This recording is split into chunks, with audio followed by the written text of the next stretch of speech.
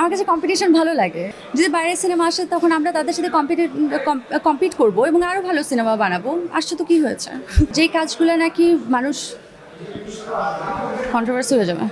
আমার কাছে সবচেয়ে বেশি টেনশনের জায়গা একটাই ছিল যে আমি একদম শেষে জয়েন করেছি, আমি কি করব আমি জানি না, আমি কি আদৌ শ্যামা হতে পারবো কি না, আমি কি ক্যারেক্টারটার প্রতি জাস্টিস করতে পারবো কি না, সেগুলো হচ্ছে কি আমার বেশি মেইন কনসার্ন ছিল অ্যাকচুয়ালি।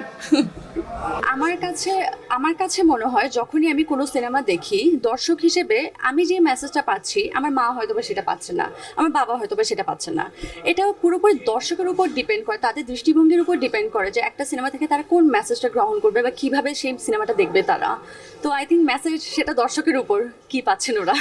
দেশের বাইরে যদি অভিনয় করার সুযোগ হয় কখনো, অবশ্যই আমি করতে চাই অ্যাকচুয়ালি, আমি চাই। এখন বাকিটা উপরওয়ালা জানেন।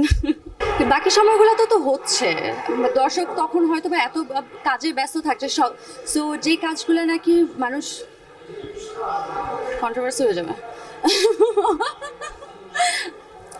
বাকি সময়গুলো তো হচ্ছে কিন্তু খুব একটা হচ্ছে না, মেবি হচ্ছে দর্শকরা তখন একটু ফ্রি থাকে সেই কারণেই হয়তো বা ওই সময়টাতে ঈদের সময়টাতে রিলিজ দেওয়া হয় না। আমার কাছে এরকম মনে হয় না, আমার কাছে কম্পিটিশন ভালো লাগে। যদি বাইরের সিনেমা আসে তখন আমরা তাদের সাথে কম্পিট করবো এবং আরও ভালো সিনেমা বানাবো। আসছে তো কী হয়েছে? ভয় পাবো নাকি আমরা? হ্যাঁ, সামনে আমি আমি সব মাধ্যমেই কাজ করতে চাই। আমার হচ্ছে এছাড়া আরও 2টা সিনেমার কাজ করা হচ্ছে, একটা পোস্ট প্রোডাকশনের কাজ চলছে, আরেকটা হচ্ছে গিয়ে আরেক লট শুটিং বাকি। সেগুলো হচ্ছে যখন রিলিজ হবে তখন আমি সেগুলো নিয়ে কথা বলতে চাই। আপাতত আমার মূল ধ্যান জ্ঞান সব কিছুতে আছে শ্যামা কাপুর, সেটা নিয়ে আমার চিন্তা ভাবনা।